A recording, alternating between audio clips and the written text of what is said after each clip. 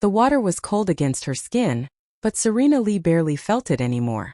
She sat in the bathtub of her cramped Seoul hotel room, knees pulled to her chest, watching the pills dissolve in her trembling palm.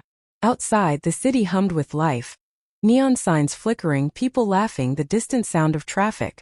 Inside, there was only silence and the weight of failure pressing down on her chest like a stone. 3 years. 3 years of grueling research, sleepless nights, and sacrificed dreams. All of it stolen. Published under Dr. Sumin Lee's name while Serena's visa expiration notice sat on the bathroom counter, mocking her with its bureaucratic finality. In 2 weeks, she would be deported back to Nigeria, back to her mother's disappointed eyes and the whispers of her village, the brilliant daughter who went to Korea and came back with nothing. Her phone buzzed again. Another call from her mother. Serena let it ring, staring at the ceiling through blurred vision. She couldn't bear to hear the hope in her mother's voice, the questions about when she'd send money, when she'd come home successful. How could she explain that the cure for multi-drug-resistant tuberculosis, her life's work, was now credited to the woman who had mentored her, befriended her, and ultimately betrayed her? The pills felt smooth against her tongue as she swallowed them one by one. 27 capsules. She had counted them carefully, researched the dosage with the same meticulous precision she'd applied to her work. Enough to ensure there would be no painful awakening, no stomach pumping, no second chances. Just sleep. Just peace. Serena slid deeper into the water, letting it close over her shoulders, her neck, her chin. The cold seeped into her bones and she welcomed it. Her eyes drifted closed as the world began to soften at the edges, sounds growing distant and dreamlike. This was better. This was. The bathroom door exploded inward with a crack that shattered the silence like gunfire. Strong hands gripped her shoulders, yanking her upward with brutal efficiency. Water sloshed over the tub's edge as Serena gasped, choking, her eyes flying open to see a man's face inches from her own. Dark eyes, hard as obsidian, stared down at her with an intensity that made her forget to breathe. "What the hell do you think you're doing?" His voice was low, accented with perfect Korean that carried an undercurrent of something dangerous. Serena coughed, water streaming down her face as she struggled weakly against his grip. "Let me go," she managed, her voice hoarse. "Just let me die." The man, tall, broad-shouldered, dressed in an immaculate black suit despite the late hour, hauled her out of the tub as if she weighed nothing. He wrapped a towel around her shivering body with movements that were almost clinical in their detachment. "No," he said simply. "You don't understand." Serena's legs buckled, but he caught her, supporting her weight with one arm while his other hand pressed against her throat, checking her pulse. "I have nothing left. No research, no visa, no future. You should have let me. You're mine now." His words cut through her protests like a blade. "Whether you like it or not." Serena stared at him, confusion cutting through the fog in her mind. "What? Who are you? How did you even?" "Your name is Dr. Serena Lee. Nigerian citizen, temporary research visa, specialized in infectious diseases and antimicrobial resistance." He spoke as if reading from a file, his gaze never leaving her face. "Your research was stolen by Dr. Sumin Lee 3 weeks ago. Your visa expires in 14 days. Your mother calls you every evening at 8:30. He leaned closer, his breath warm against her cold skin. "And you just tried to kill yourself in room 1147 of the Riverside Hotel, using a lethal dose of barbiturates mixed with benzodiazepines." The precision of his knowledge sent ice through her veins that had nothing to do with the bathwater. "Who are you?" "My name is Zhen." He said it like a declaration, like a sentence. "And you and I are going to destroy Sumin Lee together." Before Serena could respond, before she could process the impossibility of this moment, Kai bent down and scooped her into his arms. She tried to protest, but her limbs felt heavy, her thoughts scattered. The pills were taking effect, pulling her down into darkness even as this stranger carried her out of the bathroom. "Stay awake," he commanded, his voice cutting through the haze. "Chun, get the medical kit. Now." Serena saw movement, other men in dark suits appearing from nowhere, efficient and silent as shadows. One of them thrust a black bag toward Kai, who set her down on the hotel bed with surprising gentleness. His hands moved with practiced precision, checking her pupils, her pulse, her breathing. How many pills? He demanded. 27, Serena mumbled, the words slurring together. I counted. Of course you did. Something that might have been respect flickered in his eyes. You're a scientist. Even in death you're precise. He pulled out a syringe, tapping it with his finger. This is going to make you vomit. It won't be pleasant, but it will save your life. I don't want. The needle pierced her arm before she could finish. Within seconds her stomach convulsed violently. Kai held her hair back as she retched into the basin one of his men had produced, the contents of her stomach emptying in waves of nausea. When it was finally over, Serena collapsed back against the pillows, tears streaming down her face. From the physical distress or from being denied her escape, she couldn't tell. Kai wiped her face with a damp cloth, his touch oddly gentle for someone who had just forced her to live against her will. The next few hours will be difficult. Your body will fight the remaining drugs in your system. But you'll survive. Why? Serena whispered, her throat raw. Why did you save me? You don't even know me. I know enough. He pulled up a chair and sat beside the bed. His posture relaxed but his eyes alert. I know that Dr. Serena Lee destroyed your career just as she destroyed my life. I know that you're brilliant, angry, and desperate enough to be useful to me. And I know that you're not allowed to die until we've made her pay for what she's taken from us. What did she take from you? Kai's expression didn't change, but something dark and terrible moved behind his eyes. Everything that mattered. My wife. My honor. 10 years of my life. He leaned forward, elbows on his knees, his gaze boring into her. Serena Lee murdered my wife, Zhen, and framed me for it. She destroyed the evidence, bribed the witnesses, and made sure I spent years running from a crime I didn't commit. By the time I cleared my name, she had built an empire on stolen research and broken lives.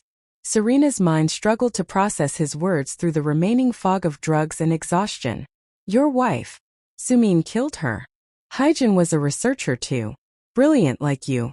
She discovered that Serena was stealing research from young scientists, promising them mentorship, then taking their work and publishing it as her own. When Zhen threatened to expose her, Serena eliminated the threat. His hands clenched into fists. She made it look like I did it. Crime of passion. The jealous husband who couldn't handle his wife's success. But you said you cleared your name. Eventually. But by then Zhen was gone, and Serena had become untouchable. She runs Lee Pharmaceuticals now, one of the largest medical research companies in Asia. She has politicians, police, and judges in her pocket. Going after her through legal channels would be suicide. A cold smile crossed his face. Which is where you come in. Serena wanted to laugh at the absurdity of it, but she was too exhausted. What makes you think I can help you? I'm nobody. She already destroyed me. You're not nobody. Kai stood and walked to the window, looking out at the Seoul skyline. You're the person who created a breakthrough cure for multi-drug resistant tuberculosis. Serena knows it, which is why she stole it. But what she doesn't know is that you kept the original research notes, the raw data, the failed experiments that led to your success. Am I right? Serena's breath caught. She had kept those notes, every scribbled observation, every data point, every failed hypothesis. They were in a password-protected cloud drive, backed up in 3 separate locations. A scientist's paranoia that had, she now realized, been warranted. How did you? I've been watching Serena for 3 years, tracking every stolen research project, every ruined career. Yours was different. The tuberculosis cure is worth billions. More than that, it could save millions of lives. Serena will move fast to patent it, to bring it to market before anyone can challenge her claim to it. He turned back to face her. Unless someone with the original research, someone who can prove they developed it first, comes forward with evidence, she'll destroy me all over again. She has lawyers, money, connections. She has those things because people are afraid of her. Because she operates in the legal realm where money and influence matter. Kai's smile turned predatory. But I don't operate in that realm, Dr. Lee. I operate in the shadows where different rules apply. And with your research and my resources, we can tear down everything she's built. Serena closed her eyes, her head spinning. You're asking me to go to war with one of the most powerful women in Korea. I can't. I'm about to be deported. I have no money, no job, no. Your visa will be extended. You'll have housing, security, and whatever resources you need to continue your work. His voice was matter-of-fact, as if he were discussing a business transaction rather than appending her entire existence. In exchange, you'll work with me to expose Sumin's theft and bring down her empire. And if I refuse?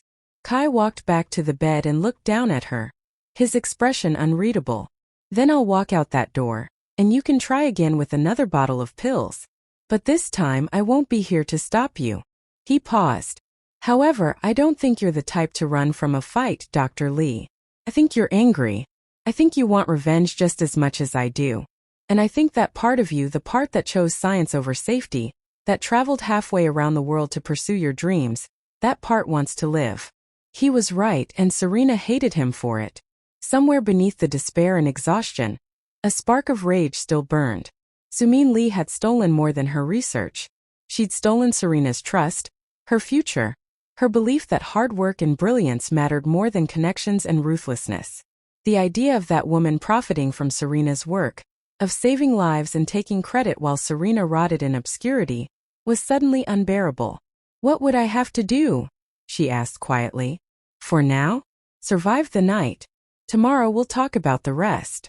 Kai gestured to one of his men. Chen will stay with you to monitor your condition. Get some rest, Dr. Lee. You're going to need it. He moved toward the door, but Serena called out, Wait. Why me? If you've been tracking Sumin for 3 years, you must know of other scientists she's stolen from. Why risk everything on someone who just tried to kill herself? Kai paused in the doorway, and for the first time, something almost human crossed his features, a flicker of understanding of shared pain. Because everyone else she's destroyed is still playing by the rules, hoping the system will save them. But you. He looked back at her with those dark, penetrating eyes. You were ready to step outside the system entirely. That makes you dangerous. And dangerous is exactly what I need. Then he was gone, leaving Serena alone with Chan, a quiet man who positioned himself in a chair by the door like a sentinel. She lay in the bed, her body aching, her mind reeling from everything that had happened. An hour ago, she had been ready to die. Now she was somehow entangled with a man who spoke of revenge and shadow wars as casually as others discussed the weather. She should have been terrified. Perhaps she was. But stronger than the fear was something else. A fierce, burning need to make Sumin Lee pay for everything she'd taken. If this Zhen could give her that chance, then maybe, just maybe, living was worth the pain. As dawn broke over Seoul, painting the sky in shades of gold and pink, Serena finally slept. Not the endless sleep she'd sought in the bathtub, but a fitful, uneasy rest filled with dreams of vengeance and a stranger's dark eyes.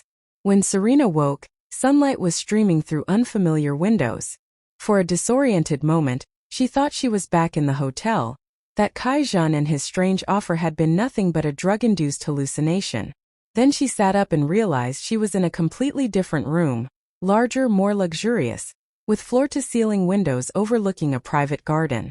She was wearing clean clothes, soft cotton pajamas that definitely weren't hers. And 4 drip was attached to her arm, the clear fluid replenishing what her body had lost during the night. And sitting in a chair by the window, reading a tablet with the same focused intensity he'd shown the night before, was Zhen. You're awake, he said without looking up. How do you feel? Like I was hit by a truck. Serena's voice came out raspy. Where am I? My home. Or one of them anyway. The medical team said you stabilized around 4 a.m., so I had you moved here. More comfortable and more secure. He finally looked at her, his gaze clinical as it swept over her face. You'll be weak for a few days. The doctor left instructions for your recovery. Serena looked down at the 4 in her arm, then around the spacious bedroom with its elegant furnishings and subtle surveillance cameras in the corners. This is insane. You can't just kidnap people. I didn't kidnap you. I saved your life and offered you a partnership. Kai set down his tablet and stood, moving to the bedside. Though if you'd prefer, I can arrange transport back to your hotel. You still have 13 days before deportation. The reminder stung. 13 days. Less than 2 weeks before she'd be on a plane back to Lagos, back to failure and shame. And my visa extension? You said. Already in progress. I have lawyers filing the paperwork as we speak. Medical emergency. Need for continued treatment. It will buy you at least 3 months, possibly 6. He poured water from a pitcher on the nightstand and handed her the glass. Drink. You need to rehydrate. Serena took the glass, her hands shaking slightly. The water was cool and crisp, and she realized she was desperately thirsty. She drank it all, then held out the glass for more. Kai refilled it without comment and she drank that too. What now? She asked when her throat felt less like sandpaper. Now we begin. Kai returned to his chair and picked up his tablet, swiping through what looked like files and photographs. Serena Lee has built her empire on 3 pillars: stolen research, strategic partnerships with pharmaceutical companies, and political connections. We're going to systematically destroy all 3. He turned the tablet toward her, showing her a complex flowchart of companies, names, and connections. At the center, like a spider in a web, was a photograph of Dr. Serena Lee, an elegant woman in her 50s with sharp eyes and a practiced smile. Phase 1, Kai continued, is establishing your credibility and securing your original research. We'll need every note, every data file, every piece of evidence that proves you developed the tuberculosis cure. Can you access those files from here?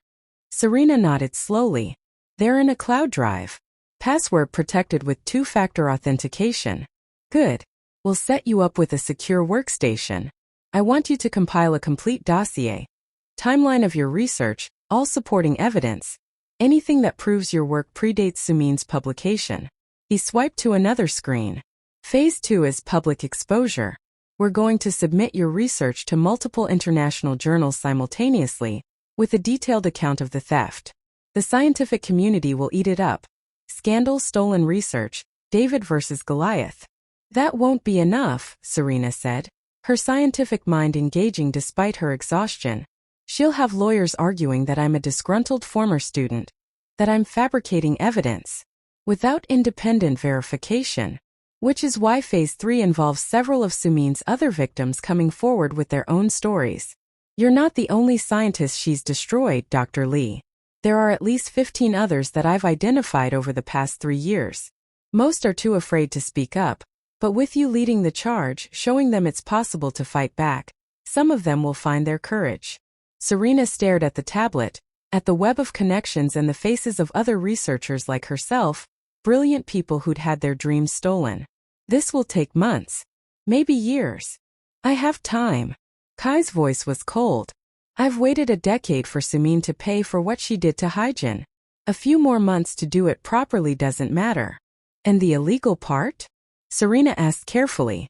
You said you operate in the shadows. What does that mean exactly? A slow smile spread across Kai's face, and for the first time, Serena glimpsed the ruthlessness that must have earned him his reputation. Let's just say that while you're working on the public exposure, I'll be working on ensuring Sumin's business operations face unexpected complications, supply chain disruptions, financial irregularities, key personnel suddenly deciding to take early retirement. He leaned back in his chair. Nothing traceable, nothing that leads back to us, but enough to shake the foundation of her empire, while you're tearing down her credibility. You're talking about corporate sabotage, possibly worse. I'm talking about justice, the kind that doesn't come from courts and judges who can be bought. His eyes met hers, and there was something almost gentle in his expression. I know this isn't the world you're used to, Dr. Lee. You're a scientist.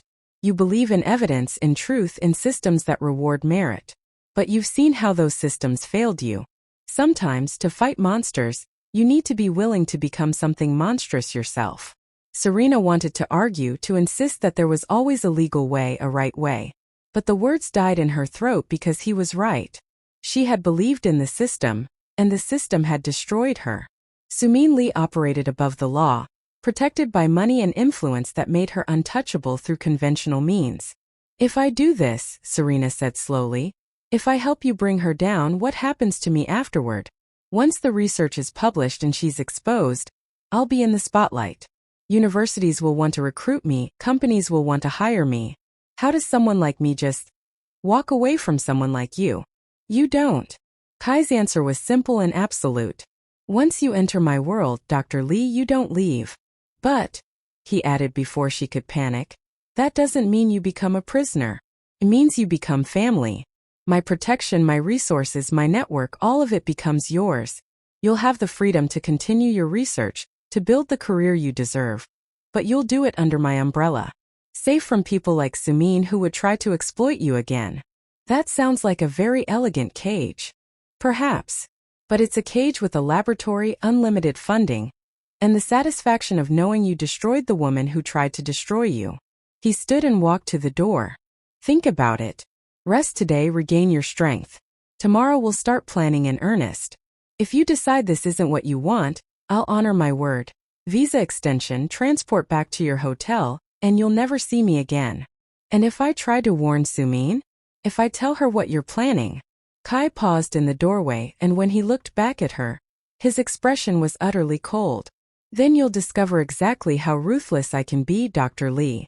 And you'll wish I'd let you die in that bathtub. He softened slightly. But I don't think you'll do that. I think you want this as much as I do. Then he was gone, leaving Serena alone with her thoughts and the 4 drips slowly replenishing her battered body. She lay back against the pillows, staring at the ceiling, her mind racing despite her exhaustion. This was madness. Zhen was clearly dangerous. A man who operated outside the law, who spoke of vengeance and sabotage as casually as others discussed the weather. Getting involved with him could destroy what little remained of her life and career. The smart thing, the sane thing, would be to refuse his offer and take her chances with deportation. But the image of Sumin Lee's face kept floating before her eyes. That practiced smile, those calculating eyes. The woman who had befriended her, mentored her, promised her a future, and then stolen everything Serena had worked for without a moment's hesitation. The woman who would now profit from a cure that could save millions of lives, while Serena rotted in obscurity. The rage that thought sparked was almost physical in its intensity. Serena's hands clenched into fists, her jaw tightening. She had spent her entire life playing by the rules, working harder than everyone else, being twice as good to get half as far, always believing that excellence would be rewarded. And where had it gotten her? Betrayed, broke, and nearly dead in a hotel bathtub. Maybe it was time to stop playing by the rules. Maybe it was time to become dangerous. By the time Zhen arrived with lunch, a bowl of restorative soup and fresh bread, Serena had made her decision. She ate mechanically, barely tasting the food, her mind already working through the logistics of what would come next. She needed to access her research files, compile the evidence, build an airtight case. But more than that, she needed to understand Zhen, to figure out who this man really was, and whether she could trust him not to destroy her as thoroughly as Sumin had. The afternoon passed in a blur of rest and recovery. A doctor came to check on her, a quiet woman in her 40s who examined Serena with professional detachment and adjusted her for. She didn't ask questions about how Serena had ended up here, and Serena didn't volunteer information. In Kai's world it seemed discretion was the default. As evening fell and the sky outside turned purple and gold, Kai returned. He carried a laptop and a stack of files, which he set down on the desk near the window. "I've been thinking about your offer," Serena said before he could speak. "And I have conditions." Kai raised an eyebrow, the ghost of a smile playing at his lips. "You're hardly in a position to negotiate, Dr. Lee. On the contrary, I'm in the only position that matters. You need me in my research. Without it, you have no case against Sumin, no way to prove her theft. So yes, I have conditions." Serena sat up straighter, ignoring the way the movement made her head spin. "First, I want my mother protected. If we go after Sumin, she'll retaliate. My family becomes a target, and I won't let that happen." "Agreed. I'll have a security team assigned to your mother in Lagos. Discreet surveillance, no contact unless there's a threat. Second, when this is over, when Sumin is destroyed and my research is vindicated, I want to go back to doing actual science. I want a position at a research institution, a lab, funding for my work. Not as your prisoner or your puppet, but as an independent researcher." "Also agreed. I have connections at several universities and research hospitals. When the time comes, you'll have your pick of positions." Kai leaned against the wall, studying her with those penetrating dark eyes. "Is that all?" "No." Serena took a deep breath. "I want to understand who you are. Really are. Not the surface story about your murdered wife and your vendetta, but the truth. Who is Zhen? How does a man like you have the resources to go after someone like Serena Lee? And what exactly am I getting involved with? For a long moment Kai was silent. Then he pulled up a chair and sat down. His posture relaxed but his expression serious. My name isn't really Zhen, he said quietly. That's an alias, one of several I use. My real name is Kai Jinho and I come from a family with complicated connections. My father runs what you might call a syndicate, import-export businesses, but also less legitimate operations. Money laundering, protection services, gray market trading. I grew up in that world, learned how it works, how to navigate the shadows. You're a criminal. Serena's voice was flat. I'm a businessman who operates in spaces where the law is flexible. Kai's correction was mild. There's a difference. My father's organization has strict rules. No drugs, no human trafficking, nothing that harms innocents. We provide services that people need but can't get through legal channels. We settle disputes that the courts won't touch. We protect people who have nowhere else to turn. Like vigilantes. Like pragmatists. He leaned forward, elbows on his knees. When Zhen died and I was framed, my father used his connections to clear my name. But even his reach wasn't enough to touch Serena Lee. She'd climbed too high, built too many legitimate connections. Going after her required patience, planning, and a willingness to cross lines that even my father wouldn't cross. What kind of lines? The kind that blur the difference between justice and revenge. Kai's eyes were dark and honest. I won't lie to you, Dr. Lee. What I'm proposing isn't a legal takedown. It's a destruction. We're going to ruin Serena Lee, her reputation, her business, her life. And if that process requires me to break laws, threaten people, or worse, I'll do it without hesitation. That's who I am. That's what you're agreeing to work with. Serena should have been horrified. A week ago she would have been. But after everything she'd endured, after the betrayal and despair that had led her to that bathtub, the old moral certainties felt like luxuries she could no longer afford. I want one more condition, she said. Name it. If we're going to do this, if we're going to cross those lines together, then I need your word that you won't lie to me. About the plan, about the risks, about what we're really doing. I've been manipulated enough for one lifetime. If I'm going to be complicit in your revenge, then I do it with open eyes. Kai studied her for a long moment, and something shifted in his expression. A look of respect, perhaps even admiration. You're stronger than I thought, Dr. Lee. Most people in your position would be begging me to let them go. But you're negotiating terms like we're signing a business contract. Science teaches you to deal with reality as it is, not as you wish it to be. This is my reality now. I might as well face it head on. Agreed. Kai stood and offered his hand. Full transparency. No lies, no manipulation. We're partners in this, Dr. Lee. Equals, even if the world we operate in is unequal. Serena looked at his extended hand, strong, scarred, belonging to a man who had just admitted to being a criminal and a vengeful killer. She thought about Serena Lee's practiced smile, about the years of research stolen, about the dreams crushed under the weight of betrayal. She thought about her mother's calls, her village's expectations, the future that had been ripped away from her. Then she reached out and clasped his hand, her grip firm despite the weakness in her limbs. Partners, she agreed. Now show me those files. If we're going to destroy Serena Lee, we'd better do it right. Kai's smile was sharp and satisfied. Welcome to the war, Dr. Lee. The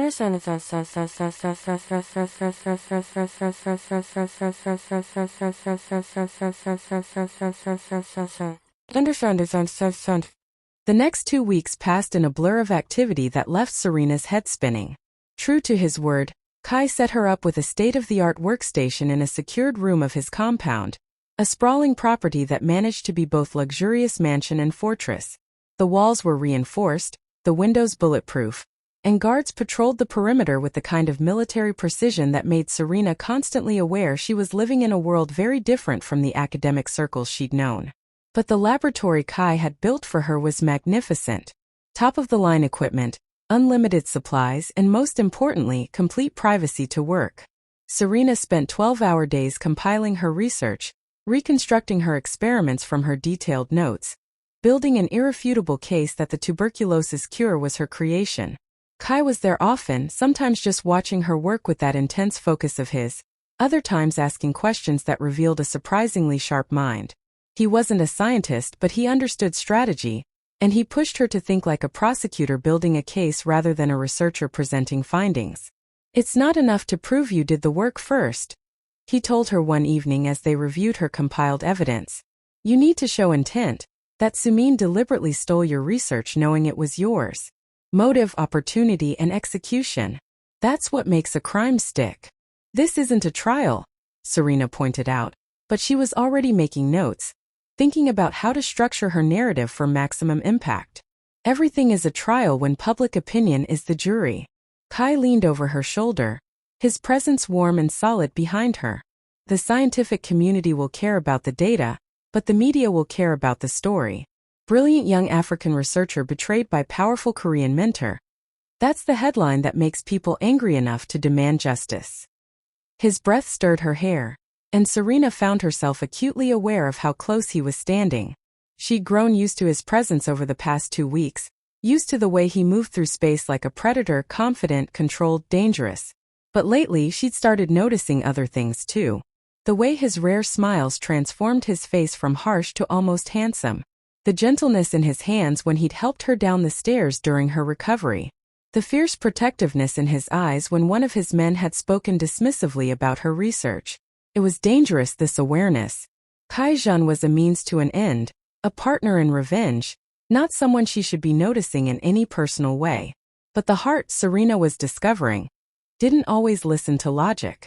"The scientific journals will want to verify everything independently," she said, forcing herself to focus on the work. "That will take months, possibly a year before publication. We'll submit to multiple journals simultaneously: Nature, Science, The Lancet, plus several Asian medical journals. Even if they move slowly, the fact that you're claiming priority will force Sumin to respond. And her response will be defensive, which makes her look guilty."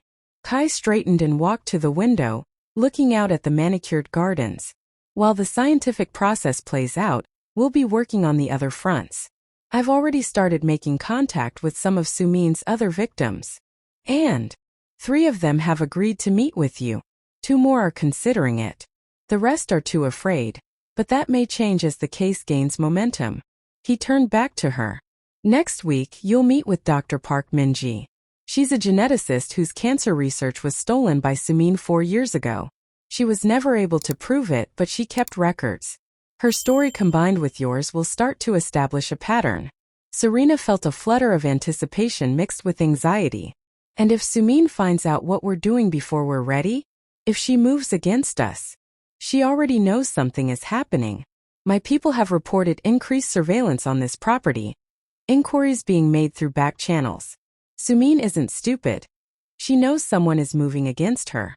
Kai's expression was grim. "But she doesn't know exactly what yet, and that's our advantage. She thinks she's untouchable, that her money and connections make her immune to consequences. That arrogance will be her downfall. Unless her arrogance is actually justified. Unless she really is untouchable." "No one is untouchable, Dr. Lee. Everyone has weaknesses. Everyone makes mistakes. We just need to find hers and exploit them." He paused, studying her with that penetrating gaze. "You're afraid." It wasn't a question, but Serena answered anyway. "Of course I'm afraid. I'm about to go to war with one of the most powerful women in Korea, aided by a man who admits to being a criminal. Only an idiot wouldn't be afraid." "Good. Fear keeps you sharp." Kai crossed back to her and did something unexpected. He reached out and gently tucked a strand of hair behind her ear. The gesture was so intimate, so at odds with his usual controlled demeanor, that Serena's breath caught. "But don't let fear paralyze you. You're stronger than you know, Serena Lee. You survived betrayal, depression, a suicide attempt, and 2 weeks in a criminal's compound. If you can survive all that, you can survive this." It was the first time he'd used her first name, and hearing it in his low, accented voice did strange things to her equilibrium. Serena found herself looking up into those dark eyes, seeing not the ruthless Mafia boss but something more human, more vulnerable. The moment stretched between them, charged with an electricity that made her skin tingle. Then Kai stepped back, the professional mask sliding back into place. Get some rest, he said, his voice carefully neutral. Tomorrow is going to be a long day. He left before she could respond, and Serena sat alone in the laboratory, her heart racing for reasons that had nothing to do with fear. If you're hooked right now, don't just sit there. Hit that subscribe button and turn on notifications. You owe it to yourself to find out what happens next. Trust me, this story's about to take a dark, wild turn, and you don't want to miss it. Go ahead, click it before it's too late.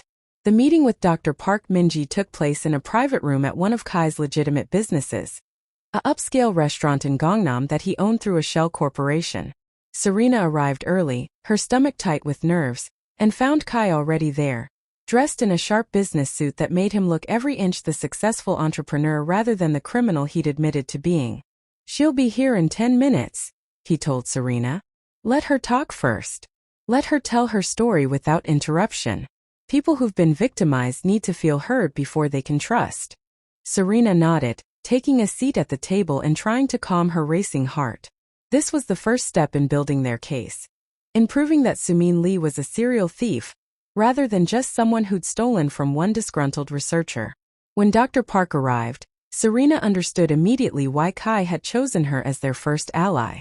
The woman was in her early 40s, impeccably dressed, with the kind of quiet dignity that came from surviving tremendous hardship. Her eyes, though, held a familiar pain, the same betrayal and loss that Serena saw in her own mirror. Dr. Lee, Park said, extending her hand. Thank you for meeting with me. Mr. Kai explained that you've had a similar experience with Dr. Sumin Lee. Please call me Serena. They shook hands and Serena gestured to the chair. And yes, she stole my tuberculosis research 3 weeks ago. Park's expression darkened. Then you know the rage. The helplessness. The way she makes you feel like you're crazy for even suggesting she'd do such a thing. Over the next hour, Park told her story. She'd been a promising researcher at Seoul National University, working on a breakthrough treatment for aggressive melanoma. Sumin had recruited her to join Lee Pharmaceutical's research division, promising resources and collaboration. For 6 months, Park had shared her work, her data, her insights. Then one day, she'd arrived at the lab to find her access revoked, and a publication announcement going out under Sumin's name. I tried to fight it, Park said, her voice thick with emotion. I went to the university, to the medical ethics board, to journalists, but Sumin had documentation showing she'd been working on similar research for years. She had witnesses who swore I was just a junior researcher contributing to her larger project. She buried me in legal threats until I couldn't afford to fight anymore. But you kept your original research notes? Kai asked quietly. Park nodded. Every single page. Every data file. I knew someday the truth would matter, even if that day seemed impossibly far away. She looked at Serena with fierce intensity. Is it really possible? Can we actually bring her down? We're going to try, Serena said. I'm compiling evidence of my theft, and Kai has been investigating Sumin's organization. If we can show a pattern of behavior, multiple victims across multiple years, it becomes much harder for her to dismiss us as disgruntled employees. There are others, Park said suddenly. At least 3 more researchers I know of who left Lee Pharmaceuticals under suspicious circumstances. One of them, Dr. Han Jae-sung, tried to kill himself afterward. Just like you, she added, looking at Serena with understanding.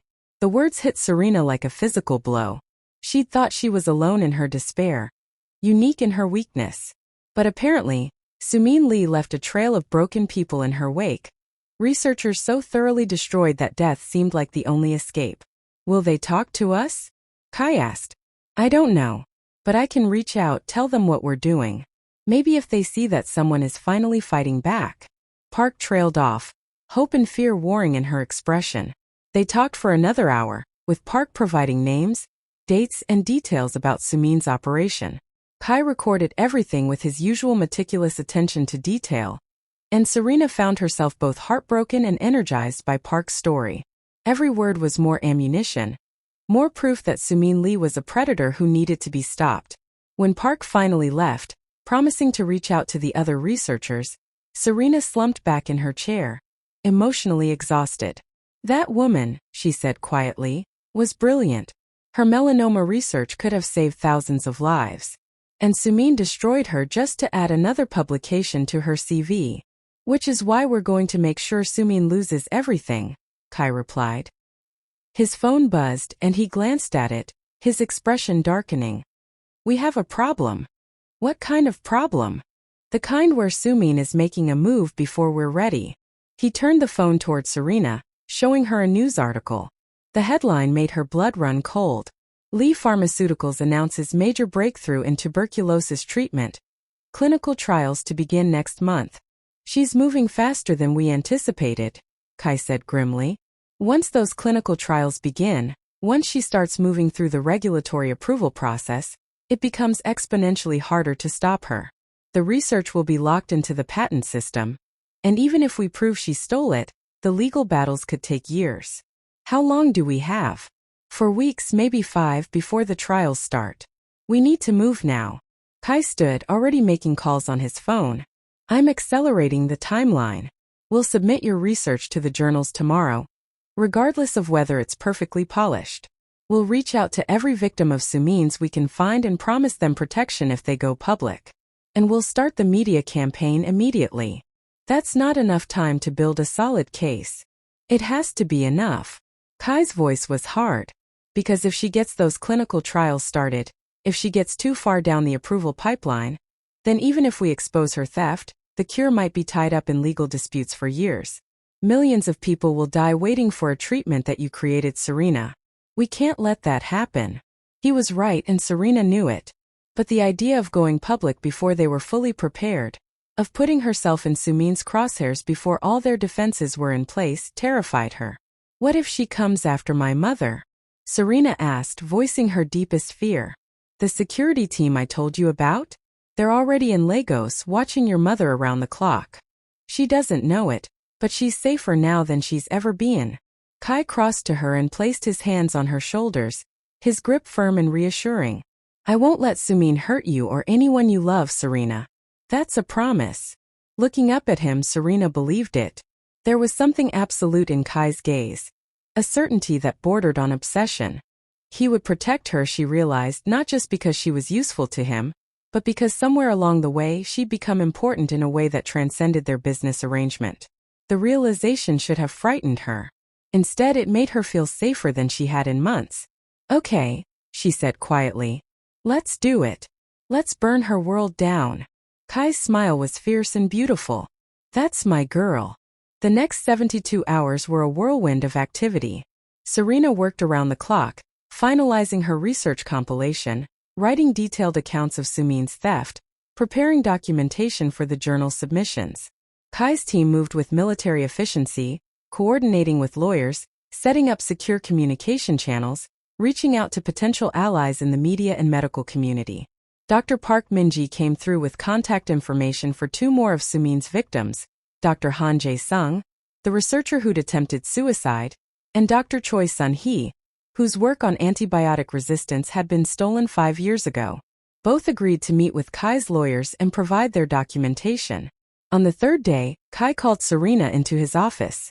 The room was dominated by a massive desk and multiple monitors showing various security feeds, financial data, and news streams.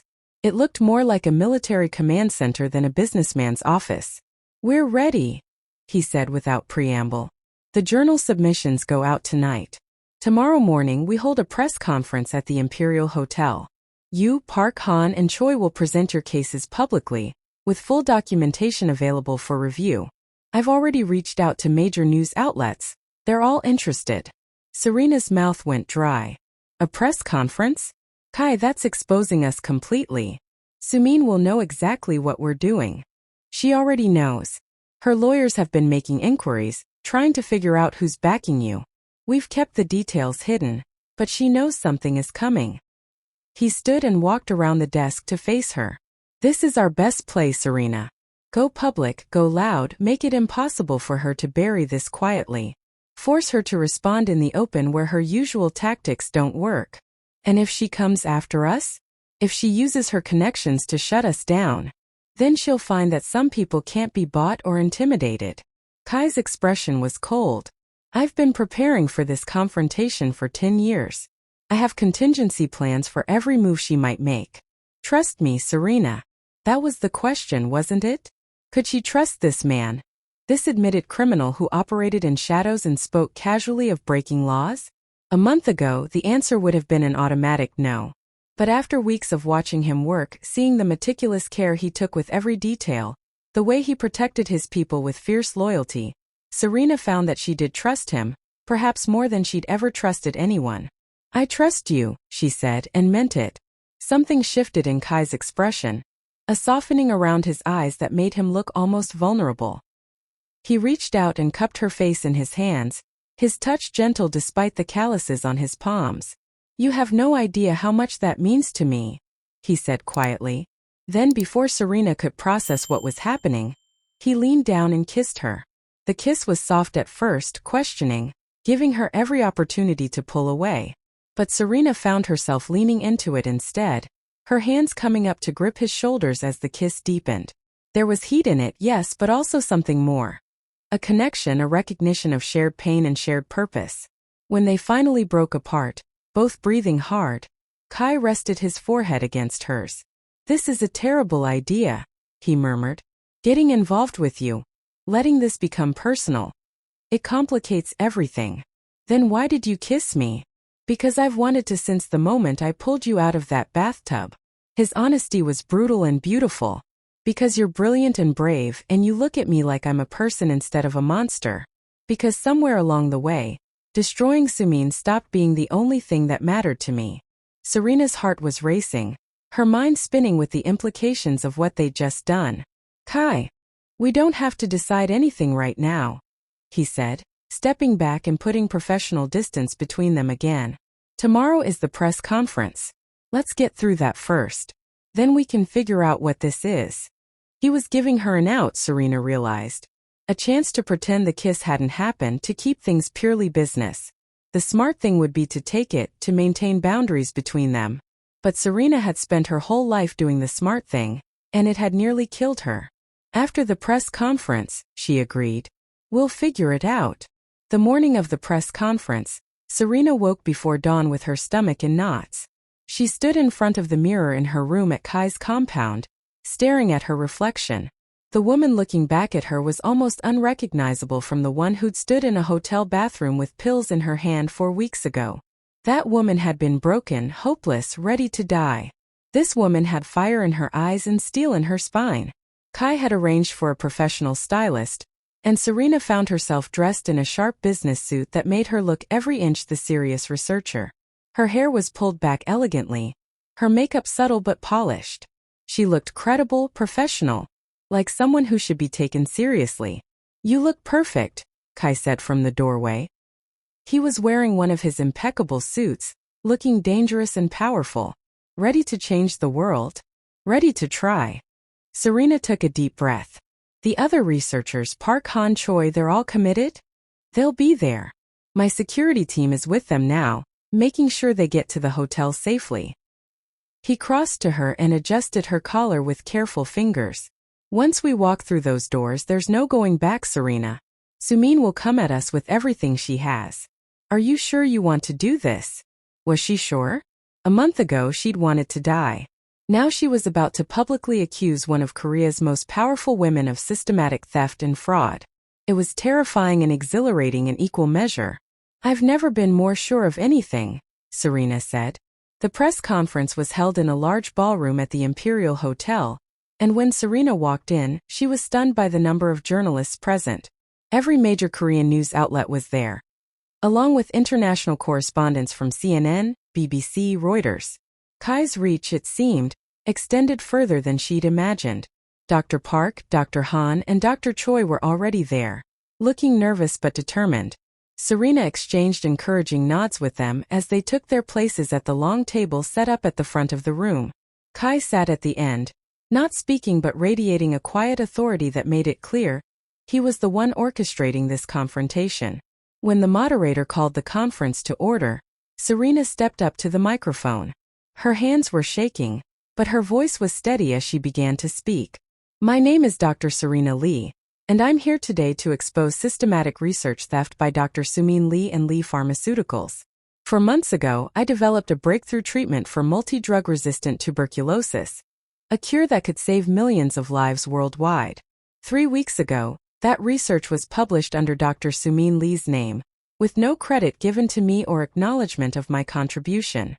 She went on to detail the timeline of her research, the evidence she'd compiled, the way Serena had manipulated her into sharing her work before stealing it wholesale.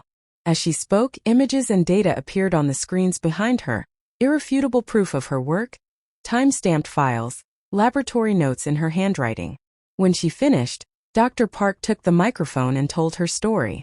Then Dr. Han, his voice breaking with emotion as he described how Serena's theft had destroyed his career and driven him to attempt suicide. Then Dr. Choi, calm and methodical, presenting 5 years' worth of documentation proving her antibiotic resistance research had been stolen. By the time all 4 of them had spoken, the room was electric with tension. Journalists were frantically typing, cameras flashing, questions being shouted from every direction. Do you have proof that Dr. Serena Lee personally stole this research? What do you hope to accomplish with these accusations? Isn't it possible this is just a misunderstanding about collaboration and credit? Serena fielded the questions with the same precision she applied to her research, citing specific dates, specific actions, specific evidence. Kai had coached her well. She sounded credible, professional, impossible to dismiss as a disgruntled employee. The conference was winding down when the ballroom doors burst open. Serena Lee herself strode in, flanked by a team of lawyers and security personnel. She looked exactly as she did in the photographs Serena had been studying, elegant, composed, radiating the kind of confidence that came from never having faced real consequences. "Ladies and gentlemen of the press," Serena said, her voice carrying easily across the room. "I'm here to address these baseless accusations directly. These 4 individuals are former employees and collaborators who left Lee Pharmaceuticals under various circumstances. Their claims of theft are nothing more than attempts to capitalize on research they contributed to but did not create." She turned to look directly at Serena, and there was something cold and calculating in her eyes. "Dr. Lee was indeed involved in tuberculosis research at my laboratory, but the breakthrough she's claiming as her own was built on years of my prior work, my funding, my facilities. She was a contributor, not the creator. And her current desperation, I'm sad to say, stems from her impending deportation and financial difficulties." The implication was clear. Serena was lying for money, making false claims out of desperation. It was exactly the defense Kai had predicted, and Serena was ready for it. "Dr. Serena Lee," she said, her voice cutting through the murmurs in the room. "If what you say is true, if I was merely a contributor to your research, then you'll have no problem providing the scientific community with your preliminary data. The research you claim predates mine. Time-stamped laboratory notes, failed experiments, the iterative process that led to the breakthrough. That's how science works. We can trace the development of ideas through documentation." She paused, letting the words sink in. "I have that documentation. Every step of my research, from initial hypothesis through final trials. Can you provide the same?" For the first time, something flickered in Serena's composed expression. Not quite fear, but definitely wariness. "My research is proprietary. I'm not obligated to share internal documentation with the scientists whose careers you destroyed." Dr. Park stood, her voice ringing with barely controlled rage. "You stole my melanoma research, Dr. Lee. You stole my life's work and then threatened me into silence. But I'm not silent anymore. None of us are." The room erupted in questions, journalists shouting over each other to be heard. Serena tried to regain control, her lawyers stepping forward to make statements about defamation and legal action. But the narrative had shifted. She was on the defensive now, and everyone in the room could sense it. As the chaos continued, Kai appeared at Serena's side. "We need to leave," he said quietly. "Now, while the press is focused on Serena." He guided Serena and the other 3 researchers out through a side door, his security team forming a protective barrier around them. They made it to the parking garage and into waiting vehicles before Serena's people could regroup. In the car, speeding away from the hotel, Serena felt a strange mix of elation and terror. "We did it," she said, her voice shaking. "We actually confronted her publicly." "This is just the beginning," Kai replied. "Now the real war starts." Sumin will come at us with everything she has, lawyers, private investigators, possibly worse. But we knew that going in. He took her hand, his grip warm and strong. You were magnificent up there, Serena. Absolutely magnificent. The pride in his voice made something warm bloom in Serena's chest. She'd spent so long feeling like a failure, like someone who'd been destroyed and discarded. But today she'd fought back. She'd looked her destroyer in the eye and refused to be silenced. Whatever came next, she was ready for it. The press conference exploded across media outlets within hours. By evening, it was the top story on every major Korean news network. International outlets picked it up. Korean pharmaceutical giant accused of systematic research theft. African researcher claims tuberculosis cure stolen. 4 scientists allege pattern of academic fraud. Social media erupted. The hashtags #Justice for Serena Lee and #Sumin Exposed trended worldwide. The scientific community began weighing in, with prominent researchers calling for independent investigations. Universities and research institutions that had partnerships with Lee Pharmaceuticals issued statements saying they would review their relationships. Sumin Lee's empire was shaking, and the world was watching. But Serena knew this was only the first battle. That night, back at Kai's compound, she sat in the laboratory that had become her sanctuary, reviewing the flood of media coverage on her tablet. The responses were overwhelmingly supportive, but there were skeptics too. People who questioned whether this was a coordinated attack, whether the researchers might be exaggerating or fabricating evidence. You can't please everyone, Kai said, appearing in the doorway with 2 glasses of wine. He handed her one and sat down beside her. What matters is that we've shifted the narrative. Sumin is on the defensive, and every day we keep her there, more of her victims will find the courage to come forward. Dr. Park called, Serena said. She's been contacted by 3 more researchers who worked at Lee Pharmaceuticals. They want to talk about their experiences. Good. We'll document everything. Build a case so overwhelming that even Sumin's lawyers can't spin it. He took a sip of his wine. But I need to tell you something. My people intercepted some concerning communications from Sumin's organization. Serena's stomach tightened. What kind of communications? She's not just going to fight us legally. She's reaching out to her connections in the government, trying to have you detained on immigration violations, possibly even arrested on fabricated charges. And there are indications she might be planning something more direct. You mean violence? I mean that Sumin Lee has killed before. My wife wasn't her first victim, and she won't be her last if we give her an opening. Kai's expression was grim. I'm increasing security around you and the other researchers. No one goes anywhere without protection. And I think it's time you knew the full truth about how Zhen died. Serena set down her wine glass, her full attention on Kai. She'd been curious about his wife's death since their first conversation, but he'd never offered details beyond the bare facts. Zhen discovered that Sumin was running a much bigger operation than just research theft. Kai began, his voice low and controlled. She was using Lee Pharmaceuticals as a front for pharmaceutical counterfeiting and illegal drug trials in developing countries. Testing unapproved medicines on desperate populations, falsifying results, cutting corners that got people killed. When Zhen threatened to expose her, Sumin arranged an accident. A gas leak in Zhen's laboratory that was blamed on faulty equipment. But you said Sumin framed you for murder. The gas leak didn't kill her immediately. Zhen survived long enough to make it to the hospital, long enough to tell me what Sumin had done.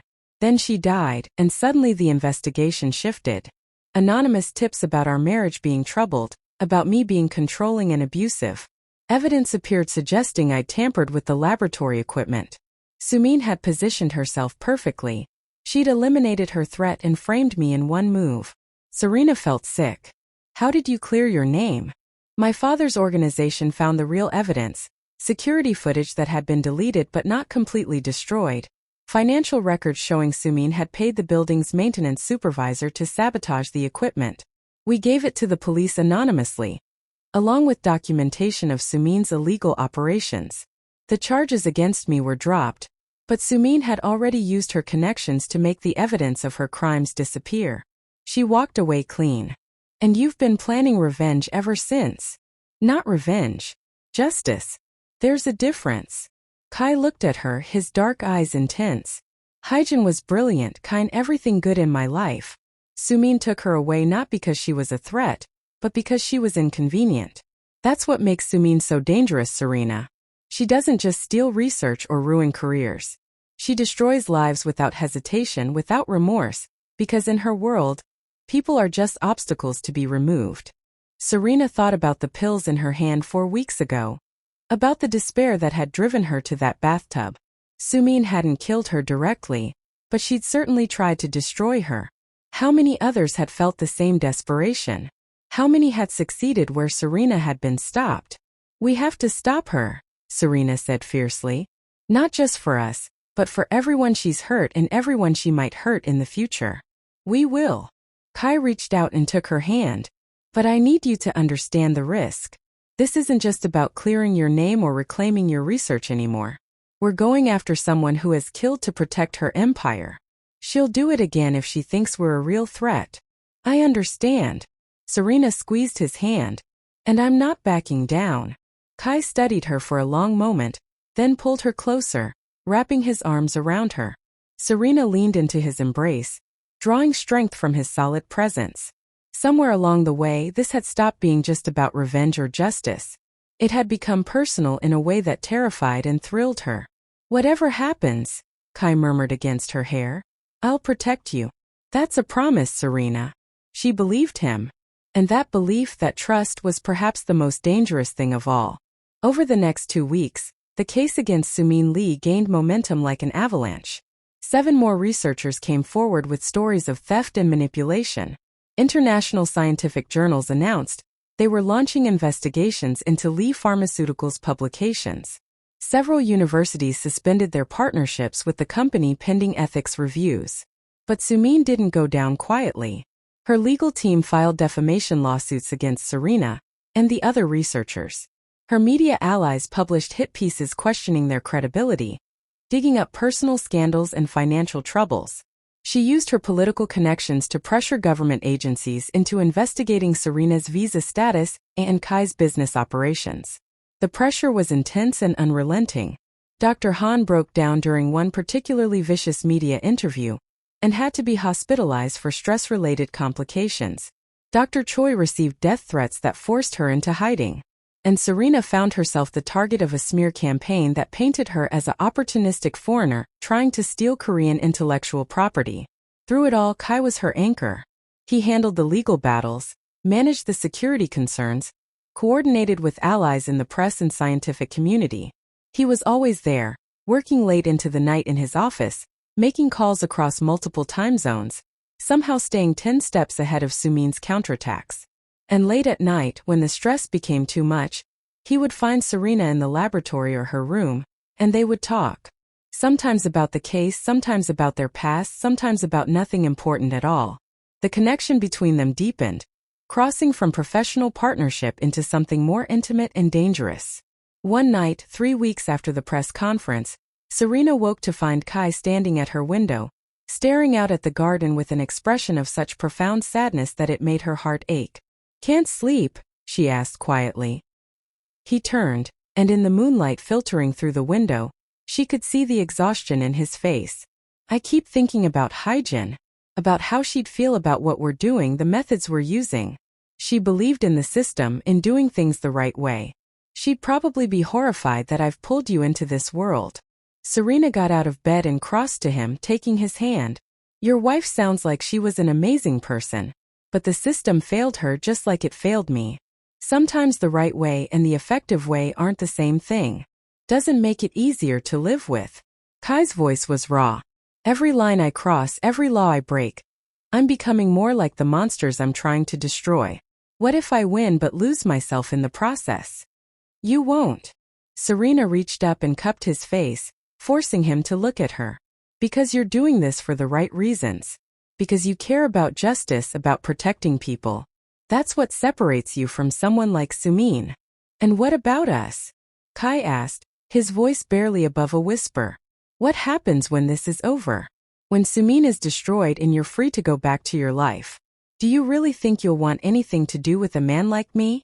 It was the question that had been hovering between them for weeks. Unspoken but always present. Serena had asked herself the same thing countless times. When the war was over, when the adrenaline faded and reality set in, would she still want this complicated, dangerous man? Or would she look back on this time as a temporary madness brought on by trauma and revenge? But standing here in the moonlight, looking into Kai's eyes and seeing the vulnerability beneath the ruthlessness, Serena knew her answer. "I don't know what the future holds," she said honestly. "But I know that when I was ready to die, you gave me a reason to live. Not just revenge but purpose. You saw me as more than a victim, more than a tool. You saw me as a partner, as an equal. That's not something I'm going to forget when this is over." Kai pulled her closer, his arms wrapping around her with a desperation that spoke of his own fears and needs. "I'm falling for you," he confessed against her hair. "I didn't mean to, didn't want to risk caring about someone again after Zhen. But you're brilliant and fierce and you challenge me in ways I didn't know I needed. You make me feel human again." "I'm falling for you too," Serena admitted, the words both terrifying and liberating. "Even though you're dangerous and complicated and probably terrible for my mental health." Kai laughed, the sound surprising and genuine. "Probably? Definitely."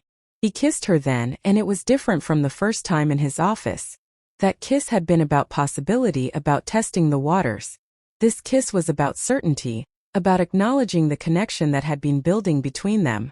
It was deep and consuming, full of promise and danger in equal measure. When they finally broke apart, both breathing hard, Kai rested his forehead against hers. "We should probably talk about the fact that this is a terrible idea. You're supposed to be my partner in bringing down Sumi, not my lover." Serena supplied with a small smile. "I was going to say liability, but lover works too." He kissed her again, softer this time. "Whatever this is, whatever we're becoming to each other, we keep it private for now. Sumin can't know. If she realizes you're more than just a useful tool to me, she'll use it against us." Serena understood the logic, even as part of her rebelled against the secrecy. "How long do we have to hide? Until Sumin is finished. Until we've destroyed her so completely that she has no power to hurt us." His expression hardened. "And that day is coming soon. My people have found something, evidence of Sumin's illegal drug trials, the ones that got people killed. If we can prove it, if we can connect her directly to those deaths, the criminal charges will be enough to bring her down even if the research theft allegations don't stick." "How soon?" "We're working on verification now. Maybe a week, 2 at most." Kai stroked her hair gently. "Then this nightmare will be over, and we can figure out what comes next for us." Serena wanted to believe him, wanted to believe that victory was so close. But she'd learned enough about Serena Lee to know that cornered predators were the most dangerous. If Serena sensed that her empire was truly collapsing, there was no telling what she might do to save herself. "Be careful," Serena said. "Whatever you're planning, whatever evidence you're gathering, please be careful. I've lost too much already. I can't lose you too." "You won't." Kai's promise was fierce and absolute. "I've waited 10 years for this. I'm not going to fall at the finish line." He stayed with her that night, holding her as she drifted back to sleep, his presence both comforting and troubling. Serena had come to Korea to build a career, to make something of herself. She'd never imagined she'd end up in a mafia boss's bed, planning the downfall of one of the country's most powerful women. Life apparently had a twisted sense of humor. The next morning brought news that changed everything. Kai burst into the laboratory where Serena was working, his expression urgent. "We have a problem. A big one." Serena's heart sank. "What happened?" "Sumin kidnapped your mother." The words didn't make sense at first. Serena stared at Kai, her mind refusing to process what he'd just said. "What?" "No. You said she was protected. You said your team was watching her." "They were. But Sumin's people are good, and they knew we'd have protection in place. They orchestrated a diversion, a fake medical emergency that drew our team away for just long enough." Kai's jaw was tight with fury. "By the time my people realized it was a setup, your mother was gone." Serena's legs went weak, and she grabbed the edge of the lab bench to steady herself. Oh God, this is my fault. I never should have. This is Sumin's fault." Kai cut her off firmly. "And we're going to get your mother back." "But Sumin sent a message with the kidnapping." He pulled out his phone and showed Serena a video. Her mother sitting in what looked like a warehouse, looking frightened but unharmed. Then Sumin's voice, cold and clear. Dr. Lee, you've caused me a great deal of trouble. Your little media campaign, your attempts to destroy my reputation, all very impressive, but ultimately futile. I have your mother, and I will keep her alive and well as long as you do exactly as I say. You will publish a public retraction of all your allegations. You will admit that you fabricated evidence out of desperation and mental illness. And you will disappear from Korea quietly, never to return. Do all of this within 48 hours, and your mother goes home safely. Refuse and she dies. The choice is yours. The video ended and Serena stood frozen, unable to breathe. This was her worst nightmare, the scenario she'd feared from the beginning. Sumin had found her weakness and exploited it perfectly. We can't give in to her demands, Kai said, his voice hard. If you retract everything now, all the other researchers will lose their nerve. The case collapses, Sumin wins, and people keep dying from her greed. I don't care. Serena's voice broke. That's my mother, Kai. The woman who raised me, who sacrificed everything to put me through school. I can't let her die because of my choices. And what about the millions of people who'll die if Sumin keeps operating unchecked? What about all the researchers she'll destroy in the future? Kai grabbed her shoulders. I know this is impossible, Serena. I know you want to save your mother. But we can do both. My team is already working on finding where Sumin is holding her. We will get her back. In 48 hours? That's impossible. Not impossible. Difficult, yes. But I have resources, connections, ways of finding people that Sumin doesn't know about. His eyes bored into hers. Trust me, Serena. Trust that I can do this. Serena wanted to. She wanted to believe that Kai could somehow pull off a miracle, that he could find her mother and rescue her before Sumin's deadline expired. But the fear was overwhelming, threatening to drown her rational mind. What if you can't? She whispered. What if we run out of time? Kai pulled her into his arms, holding her tight. Then we'll deal with that when it happens. But right now I need you to stay strong. I need you to trust me and let me do what I do best. Serena clung to him, drawing strength from his certainty even as her world spun out of control. She'd known getting involved with Kai was dangerous. She'd known Sumin would retaliate. But she'd never imagined it would come to this. Her mother's life held hostage, forcing her to choose between justice and family. What do you need me to do? She asked finally. Keep working on the case. Don't let Sumin see that she's rattled you. Act like you're considering her demands while buying me time to find your mother. He pulled back and looked at her seriously. And Serena? No matter what happens, no matter how desperate things seem, do not try to contact Sumin directly. Do not try to negotiate or offer yourself in exchange. That's what she wants, to isolate you from protection, so she can eliminate the threat you pose. She'd kill me even if I gave her what she wanted, wouldn't she? Without hesitation. Kai's answer was brutal but honest. You know too much, and you've embarrassed her too publicly. The moment you're vulnerable, you're dead. Which is why I need you to stay here, stay safe, and let me handle this. Serena nodded, even though every instinct screamed at her to do something, anything, to save her mother immediately. But Kai was right. Rushing in blindly would only get them both killed. 48 hours, she said. That's how long we have. It's enough. Kai kissed her forehead. I promise you, Serena. We'll get your mother back. Then he was gone, moving with purpose and deadly intent. Serena stood alone in the laboratory, her hands shaking, her mind racing. She'd come so close to victory, so close to destroying Sumin and reclaiming her life. And now it was all falling apart. She thought about her mother, strong, proud, always believing in her daughter even when Serena didn't believe in herself. The idea of that brave woman dying because of Serena's choices was unbearable. But so was the idea of letting Sumin win. Of watching more researchers be destroyed, more lives ruined, more deaths caused by illegal drugs and falsified research. If Serena gave in now, all the pain and risk would have been for nothing. She was trapped between two impossible choices, and the clock was ticking. Did you see that coming? What do you think will happen next? Drop your thoughts in the comments, smash that like button if you're hooked, and don't forget to subscribe with the notification bell on. You won't want to miss what's coming next. Trust me, the drama's only just beginning.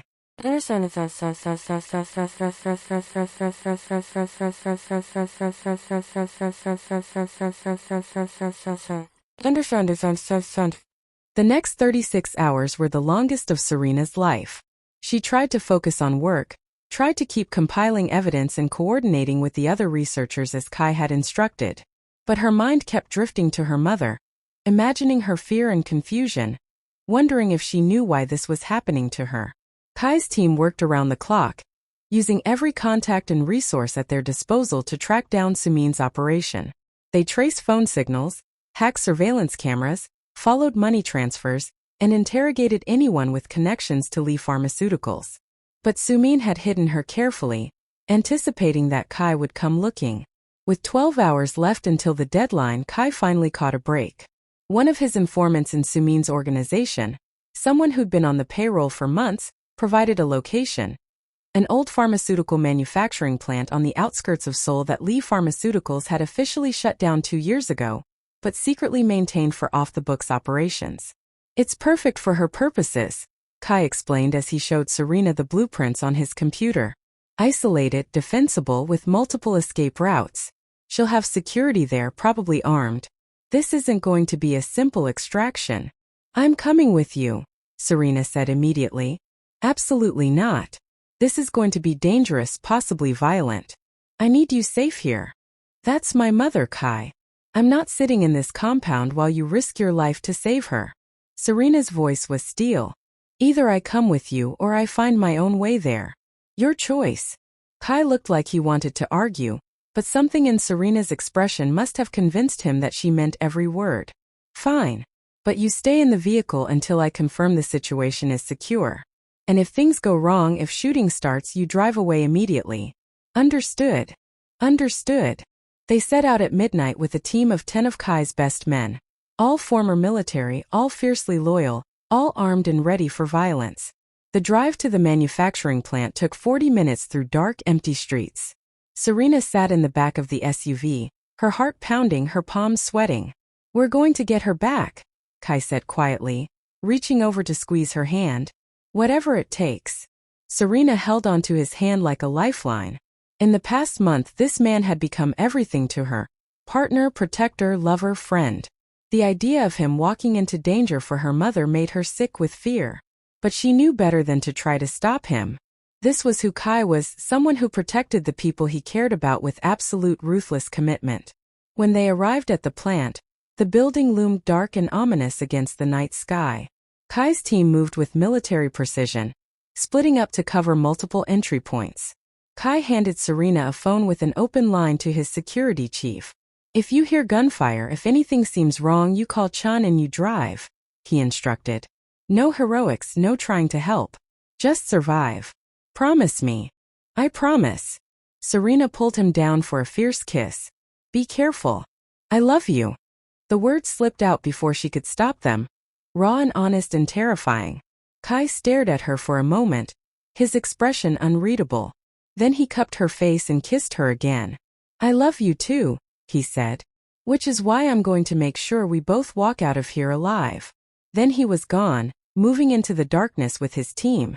Serena watched them disappear into the building, her heart in her throat, counting the seconds.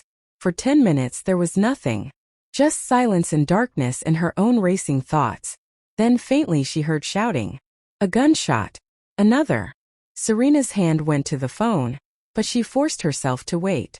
Kai had told her to run only if things seemed wrong, and she couldn't tell from out here what was happening inside. All she could do was trust him and pray. More gunshots.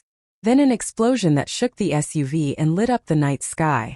Flames erupted from one side of the building, orange and hungry against the darkness. No, Serena whispered. No, no, no. She was reaching for the door handle, about to violate every instruction Kai had given her, when figures emerged from the building. Kai supporting an older woman who was limping but alive. Her mother. Serena threw open the door and ran toward them, not caring about safety or protocol. Mom! Her mother looked up, her face bruised and terrified, and burst into tears. Serena? What? How? They met in the middle, Serena catching her mother in a fierce embrace. Behind them, Kai's team was streaming out of the building, some carrying wounded colleagues. The fire was spreading, and in the distance sirens wailed. "We need to move," Kai said urgently. "Sumin's people are down, but the fire department and police will be here soon. We can't be found at the scene." They piled into the vehicles and sped away just as the first fire trucks arrived. In the back of the SUV, Serena held her mother, checking her for injuries while trying to explain the impossible situation they were in. "That woman, the one who took me," her mother said, her English heavily accented but clear. "She said you were causing trouble, interfering with important work. She said if you didn't stop, she'd kill you. I didn't understand, didn't know what she meant. It's a long story, Mom. But you're safe now. We're all safe." Serena looked at Kai in the rearview mirror. "What happened in there?" "The explosion. Sumin had rigged the building to blow if we breached her security. She was willing to kill your mother rather than let us rescue her." Kai's voice was grim. "We managed to get everyone out, but some of my men were injured. And Sumin herself escaped through a back tunnel before we could grab her. So this isn't over." "No. Now it's personal in a way it wasn't before. Sumin crossed a line tonight, kidnapping and attempted murder. Even her political connections won't be able to protect her from that. But she's desperate now, which makes her more dangerous than ever." Serena understood what he wasn't saying. They'd won this battle, rescued her mother, but the war was far from over. Sumin was cornered, and cornered predators were the deadliest kind. Back at the compound, doctors tended to Serena's mother, while Kai coordinated with his team. 3 of his men had been seriously injured in the raid, including one who'd been shot shielding Serena's mother from gunfire. The cost of this rescue had been high, and Serena felt the weight of it crushing down on her. "This is my fault," she told Kai when they finally had a moment alone. "Your men were hurt because of me, because of my mother. My men knew the risks when they signed on.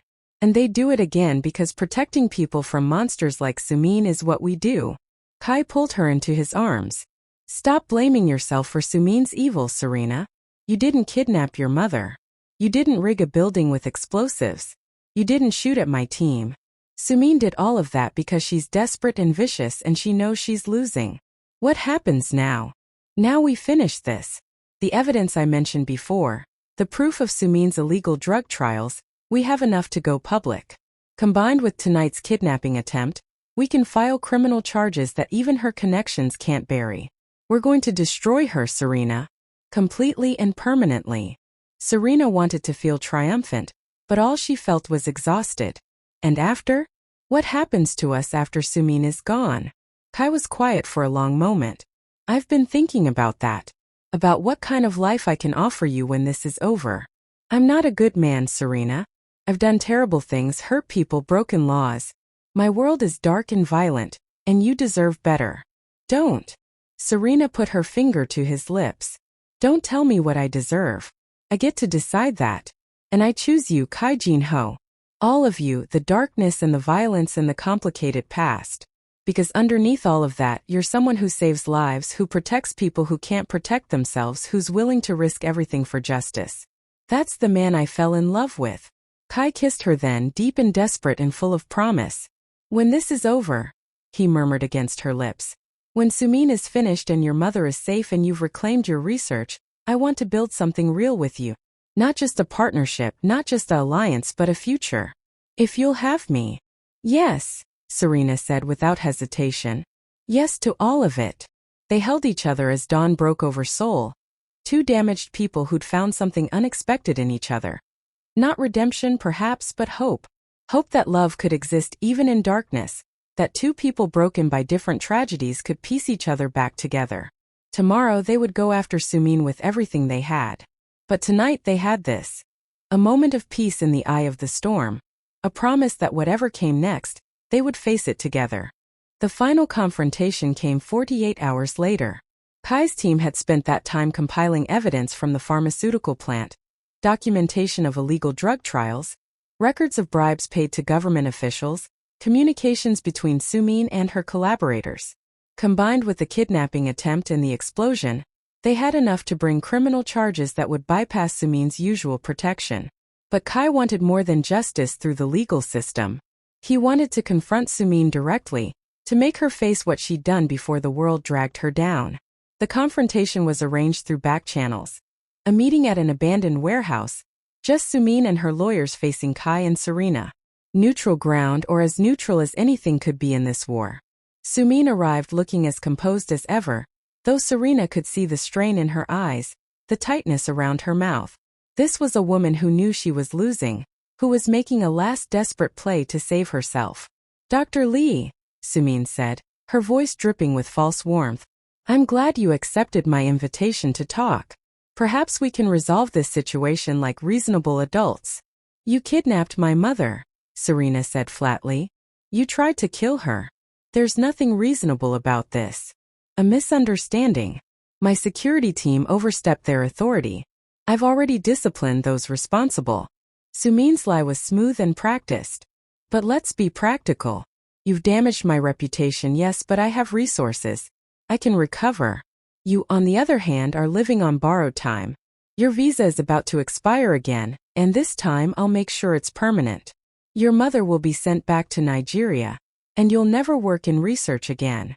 Unless," Kai prompted, his voice cold, "unless Dr. Lee accepts a settlement.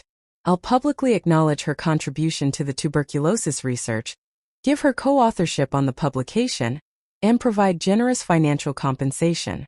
In exchange, she signs an NDA and ceases all further allegations. Everyone walks away with something." It was exactly the kind of compromise that people in Sumin's world made all the time, buying silence, papering over crimes, maintaining the illusion that everything was fine. 6 weeks ago, Serena might have been tempted, but she wasn't that person anymore. "No," she said simply. Sumin's facade cracked slightly. "Be reasonable. This is a generous offer. More than you deserve after the trouble you've caused. I deserve the truth. All those researchers whose work you stole deserve the truth. The people who died in your illegal drug trials deserve justice." Serena pulled out a tablet and turned it towards Sumin. "We have everything. Documentation from your manufacturing plant, financial records, communications between you and your co-conspirators. The kidnapping, the explosion, all of it traced back to you." For the first time, fear flickered across Sumin's face. "That's impossible. Those files were secured. By people you paid to be loyal. But loyalty has a price, and I can pay more." Kai's smile was sharp and vicious. "Did you really think you were the only one with connections, Sumin? The only one who could buy information in silence? You've been playing in my world for weeks now, and you never even knew it." Sumin stood abruptly, her composure shattering. "You can't prove any of this. My lawyers will bury you in motions and appeals. I'll tie you up in court for years while you rot in poverty. We're not going to court." Kai pulled out his own phone and showed her a live stream. News vans outside Lee Pharmaceutical's headquarters. Police arriving with warrants. Journalists broadcasting the story of criminal drug trials and systematic research theft. "We're going to the press, to the medical community, to every regulatory agency that has jurisdiction. By tomorrow morning, you won't have a company left to defend. And if I decide to eliminate the evidence?" Sumin's voice turned venomous. "If I make sure both of you disappear before this goes any further? Then you'll have my father's entire organization coming for you. And unlike you, we don't make mistakes." Kai's eyes were cold as ice. "You killed my wife, Sumin. You framed me for her murder. You've destroyed countless lives in pursuit of money and glory. And now finally you're going to pay for it." Sumin looked between them, and Serena saw the moment she realized she'd truly lost. All her power, all her connections, all her carefully constructed empire. It was crumbling, and there was nothing she could do to stop it. "This isn't over," Sumin snarled. "I'll make you both regret. Actually, it is over." Kai gestured, and police officers emerged from the shadows. Kidnapping, attempted murder, criminal conspiracy, fraud, illegal drug trials, and about 50 other charges. "You're done, Sumin. Finished. And every day you spend in prison, you'll remember that you destroyed yourself. You could have stopped. You could have been satisfied with what you had. But greed and arrogance made you think you were untouchable. That was your mistake." As the police moved in to arrest her, Sumin's composure finally broke completely. She screamed threats and curses, fighting against the officers, her mask of elegance destroyed to reveal the vicious, desperate woman beneath. Serena watched her being led away and felt nothing. No triumph, no satisfaction, just a profound exhaustion. It was over. After weeks of fighting, of fear and desperation and impossible choices, it was finally over. "Come on," Kai said gently, taking her hand. "Let's go home." 3 months later, Serena stood in a state-of-the-art research laboratory at Seoul National University, wearing a white coat with her name embroidered on the pocket. Dr. Serena Lee, Director of Infectious Disease Research. The title still felt surreal, even after weeks of settling into the position. Her tuberculosis cure had been fast-tracked through clinical trials and was already showing remarkable results. The medical community had embraced her work with the fervor of scientists who recognized genuine breakthrough research when they saw it. Publication offers flooded in from every major journal. Universities across the globe extended job offers. She'd been invited to speak at conferences on 3 continents. But she'd chosen to stay in Seoul. Partly because her research was here, the connection she'd built, the laboratory perfectly equipped for her work. But mostly because of the man who stood in the doorway of her lab right now, watching her with those dark, intense eyes. "Dr. Lee," Kai said with a slight smile. "Are you ready?" Serena pulled off her gloves and lab coat. "As ready as I'll ever be." Tonight was the university's annual gala. A black tie affair where donors mingled with researchers and celebrated scientific achievement. Serena had been invited as the guest of honor, recognition of her contributions to medical research. It was the kind of event she dreamed about during her years of struggling for recognition, validation from the academic establishment that she was legitimate, important, worthy. But walking into that ballroom on Kai's arm would be a different kind of statement entirely. For 3 months, they kept their relationship private, meeting in secret, careful not to let their personal connection complicate the legal proceedings against Sumin Lee. But those proceedings were concluded now. Sumin was in prison, awaiting trial on multiple criminal charges. Lee Pharmaceuticals had been dissolved, its assets seized. The researchers she'd victimized were rebuilding their careers and lives. The war was over. And that meant Serena and Kai could finally stop hiding. "You know this is going to cause talk," Serena said as they drove toward the university in Kai's sleek black car. "The research director dating a known. What do they call you? A businessman with connections. Let them talk." Kai reached over and took her hand. "I'm done hiding who I am and what I want. And what I want is you, publicly and permanently." He pulled out a small velvet box from his jacket pocket, and Serena's breath caught. Inside was a ring. Not ostentatious but elegant and beautifully crafted, with a single diamond that caught the light. "Marry me, Serena," Kai said, his voice steady but his eyes betraying his vulnerability. "I know I'm not the kind of man you probably imagined yourself with. I'm dangerous, complicated, connected to a world that most people run from. But I love you. I'll protect you with my last breath. I'll support your work, your dreams, everything you want to become. And I promise that whatever darkness exists in my world, I'll keep it far from you and the life you're building." Serena looked at the ring, at the man offering it, and felt her eyes sting with tears. 6 months ago, she'd been ready to die, convinced she had nothing left to live for. Now she had everything, her research vindicated, her career flourishing, her mother safe and proud, and a man who'd saved her life and then helped her reclaim it. "Yes," she said, her voice breaking. "Yes, I'll marry you." Kai slipped the ring onto her finger, then pulled her close for a kiss that was tender and fierce all at once. "You've made me so happy," he murmured against her lips. "Happier than I ever thought I could be again." They arrived at the gala together, and if people were surprised to see the celebrated Dr. Lee on the arm of Kai Jin-ho, they were too polite to show it. Serena floated through the evening in a daze of happiness, accepting congratulations on her research, introducing Kai to her colleagues, basking in the recognition she'd worked so hard to achieve. Dr. Park Min-ji was there with her family, her career back on track after publishing her melanoma research under her own name. Dr. Han and Dr. Choi had also rebuilt their reputations, and all of them greeted Serena with the warmth of fellow survivors who'd fought the same battle. "You did it," Park said, raising her glass in a toast.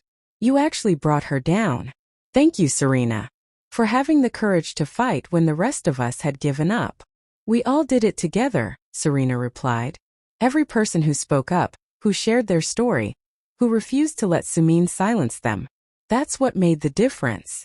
As the evening wound down, Serena and Kai slipped out onto the terrace overlooking the city. Seoul sparkled below them, lights stretching to the horizon, millions of lives being lived in the darkness and glow. Do you ever regret it? Kai asked quietly. Getting involved with me, entering my world, becoming someone who operates outside the normal rules? Serena thought about it honestly. She crossed lines she never imagined crossing, partnered with a criminal organization, participated in operations that were definitely illegal. She'd become someone who chose justice over legality when the two didn't align. That wasn't who she'd been 6 months ago. No, she said finally. I don't regret it. Because if I hadn't done those things, Sumin would still be destroying lives. Those illegal drug trials would still be killing people in developing countries. And I would probably be dead in a hotel bathtub. Another statistic in Korea's rising suicide rate.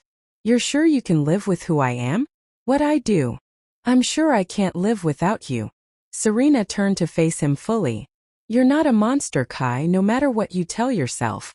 Monsters don't save people from suicide. They don't risk their lives to rescue kidnapped mothers.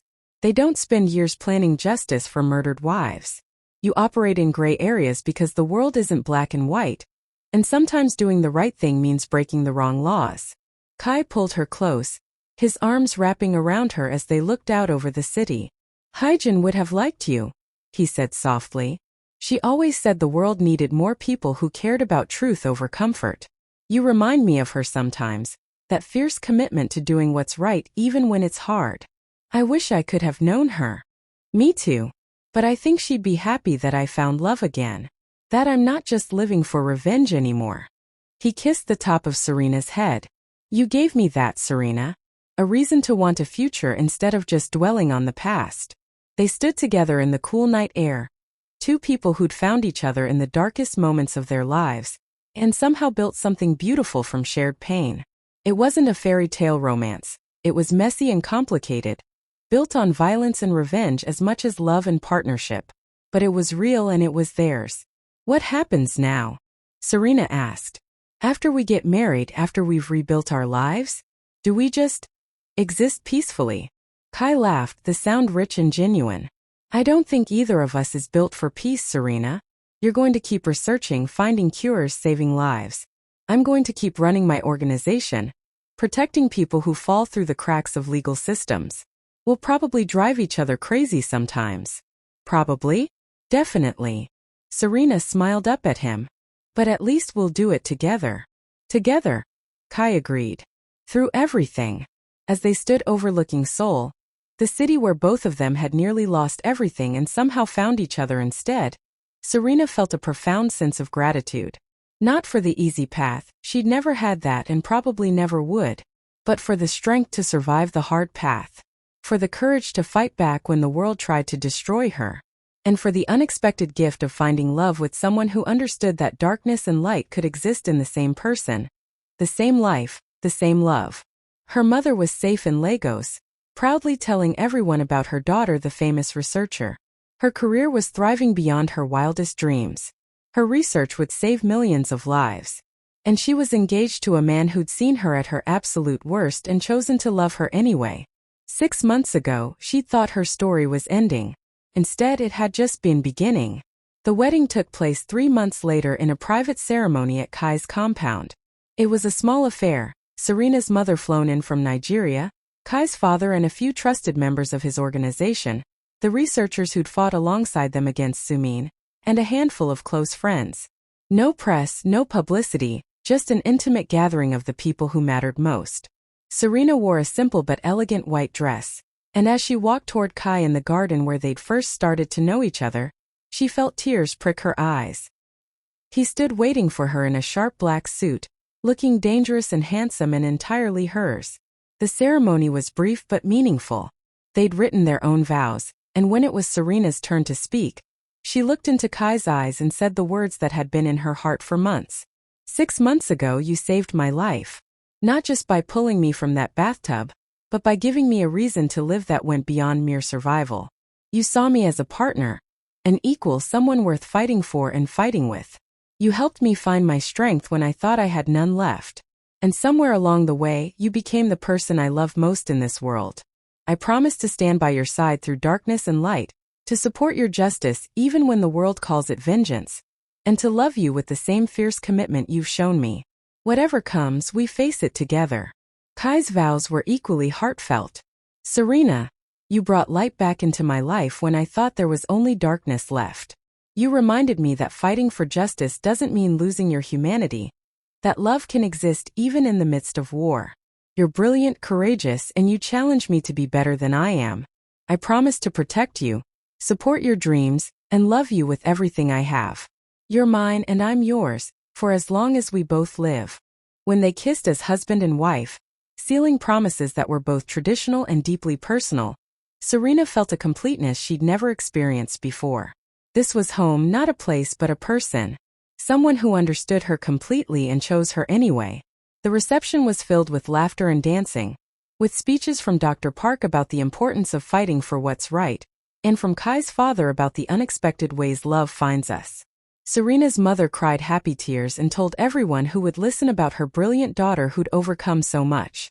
As the evening wound down and guests began to depart, Serena and Kai slipped away to the private wing of the compound. In their bedroom, now officially their shared space, Kai pulled her close and kissed her with a passion that still made her knees weak. "Mrs. Kai Jin-ho," he murmured against her lips. "How does it feel?" "Perfect," Serena whispered back. "Absolutely perfect." They made love that night with a tenderness and intensity that spoke of all they'd been through together, all they'd overcome, all they promised to face in the future. And afterward, lying in Kai's arms, Serena reflected on the impossible journey that had brought her here. She'd come to Korea seeking success and found betrayal. She'd reached such depths of despair that death seemed like the only escape. But from that lowest moment, she'd somehow built something extraordinary. Not just a career but a purpose. Not just survival but a life worth living. And not just any love, but a partnership with someone who understood that the strongest bonds are forged in fire. "What are you thinking?" Kai asked, his fingers tracing lazy patterns on her shoulder. "That I'm grateful," Serena said honestly, "for everything that happened, even the terrible parts. Because they led me here, to you, to this life. If Sumin hadn't betrayed me, if I hadn't hit rock bottom, if you hadn't saved me, none of this would exist." "I'm grateful too," Kai replied. "Hyejin's death destroyed me for years. But meeting you, loving you, building this with you, it doesn't erase that pain but it gives it meaning. Like everything I went through was preparation for protecting you, fighting for you, loving you properly." They lay together in comfortable silence, two people who'd found unexpected salvation in each other. The world outside still had its darkness, Kai's organization still operated in gray areas, and there would always be people like Sumin who needed to be stopped. But inside this room, in this moment, there was only peace and love and the promise of tomorrow. 1 year later, Serena sat in her laboratory at Seoul National University, surrounded by her research team. Her tuberculosis cure had been approved for global distribution and was already saving lives across Africa and Asia. She'd been nominated for multiple prestigious awards and had become a sought-after voice in infectious disease research. But today's work was different. Today, she was reviewing data from a new project, a collaborative effort between her university research and several of Kai's legitimate pharmaceutical contacts. They were developing affordable treatments for neglected tropical diseases, targeting illnesses that big pharmaceutical companies ignored because they didn't offer enough profit potential. It was work that combined Serena's scientific expertise with Kai's understanding of how to navigate complex systems and motivate people through both legal and creative means. It was also deeply meaningful, using their combined resources to help vulnerable populations that the mainstream medical establishment had abandoned. "Dr. Lee," one of her research assistants peeked into her office. "Your husband is here." Serena smiled at the title. Even after a year of marriage, hearing Kai referred to as her husband gave her a little thrill of happiness. She found him in the lobby, looking out of place in his expensive suit among the university students in casual clothes. But his face lit up when he saw her, and he crossed to her immediately. "How's the research going?" he asked, kissing her cheek in greeting. Promising. We're making real progress on the dengue fever treatment. If the trials go well, we could have an affordable cure within 2 years. Serena beamed. How was your meeting? Productive. My father's organization is expanding our legitimate operations. More businesses we can use for cover, while also generating real income. It's actually quite profitable when you run things legally. Kai's tone was wry. Who knew? They walked together through the campus, discussing their respective work with the ease of partners who genuinely enjoyed each other's company. Kai had become surprisingly interested in her research, often asking insightful questions and suggesting creative solutions to funding or logistical problems. And Serena had learned enough about his world to understand the complex balance he maintained between legitimate business and the gray market operations that served populations the legal system failed. I got a call today, Kai said as they reached the parking lot. From the prosecutor handling Sumin's case. The trial date is set for next month. They want you to testify. Serena felt her stomach clench slightly. She'd known this was coming. Sumin's criminal trial for kidnapping, fraud, and the illegal drug trials that had resulted in deaths. But actually facing her former mentor in court, reliving those traumatic months, was daunting. Will you be there? She asked. Every day. Right beside you. Kai took her hand and squeezed. You're not alone in this, Serena. Not anymore. The trial, when it came, was everything Serena had anticipated and worse. Sumin's lawyers tried to paint her as a vindictive opportunist who'd fabricated evidence out of spite. They questioned her mental health, her motivations, even her relationship with Kai. But Serena had faced worse than hostile lawyers. She'd faced the desire to die and chosen to live instead. She'd faced systemic betrayal and fought back against impossible odds. She testified with the same clarity and precision she brought to her research, presenting evidence, explaining timelines, speaking for herself and all the other researchers Sumin had destroyed. And when Sumin's lawyer tried to suggest that her testimony was compromised by her relationship with Kai, Serena looked the woman in the eye and said something that silenced the courtroom. My relationship with my husband is built on mutual respect, shared trauma, and a commitment to justice. He didn't manipulate me or coerce me. He gave me the resources and support to fight back against someone who tried to destroy me. If that's a crime, then I'm guilty. But what Dr. Serena Lee did, stealing research, running illegal drug trials that killed innocent people, kidnapping and attempted murder, those are real crimes. And no amount of victim blaming will change that. The jury agreed. Serena Lee was convicted on all counts and sentenced to 30 years in prison. It was a rare victory. Powerful people usually escape consequences through connections and expensive lawyers. But the evidence had been overwhelming, and Sumin had made too many enemies over the years. People who'd been afraid to speak up before found their courage, and the prosecution's case became insurmountable. When the verdict was read, Serena felt a profound sense of closure. Not happiness exactly, but a settling of accounts. Justice had been served, and all the researchers whose lives Sumin had destroyed could finally move forward knowing their betrayer would pay for her crimes. Outside the courthouse, reporters clamored for statements, but Kai's security team kept them at bay. Dr. Park, Dr. Han, and Dr. Choi were there, along with 7 other researchers who'd come forward during the trial. They stood together for a moment, survivors of the same predator, united in their victory. Thank you, Dr. Han said to Serena, his voice thick with emotion, for starting this, for having the courage when none of us did. You saved us. We saved each other, Serena replied. That's what survivors do. As she and Kai drove away from the courthouse, Serena looked down at her wedding ring. A symbol of promises made and kept, of love born from darkness and tested by fire. They'd faced Sumin together and won. But more importantly, they'd built a life together that was about more than vengeance or survival. What are you thinking? Kai asked, echoing the question from their wedding night. That I'm happy, Serena said simply. Despite everything that happened, despite all the pain and fear and impossible choices, I'm genuinely happy. Is that wrong? No. Kai brought her hand to his lips and kissed it gently. It's exactly right. We fought for this happiness, Serena. We earned it. He was right. They'd both paid steep prices for the life they'd built. Kai with years of planning and pursuit of justice for his murdered wife, Serena with the trauma of betrayal and near death. But from those dark experiences, they'd forged something beautiful and strong. Back at their home, they'd moved from the compound to a more modest but still secure house in a quiet Seoul neighborhood. Serena changed into comfortable clothes and joined Kai in the kitchen.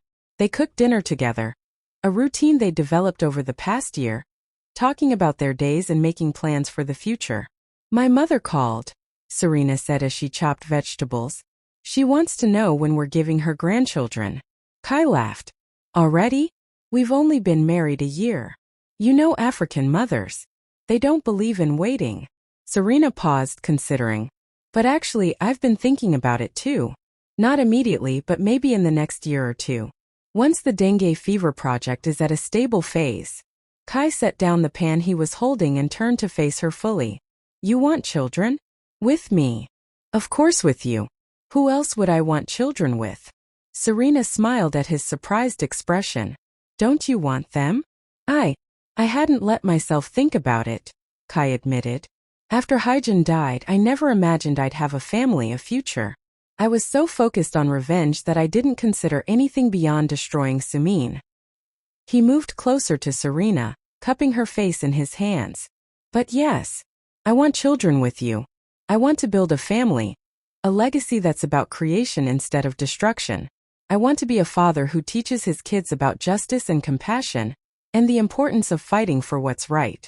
"They'll probably be a handful," Serena warned. "With your stubbornness and my tendency to question authority." "Good. The world needs more people who question authority and refuse to accept injustice." Kai kissed her softly. "Let's do it. Not tomorrow but soon. Let's build something beautiful together." That night, lying in bed with Kai's arms around her, Serena thought about the future they were planning.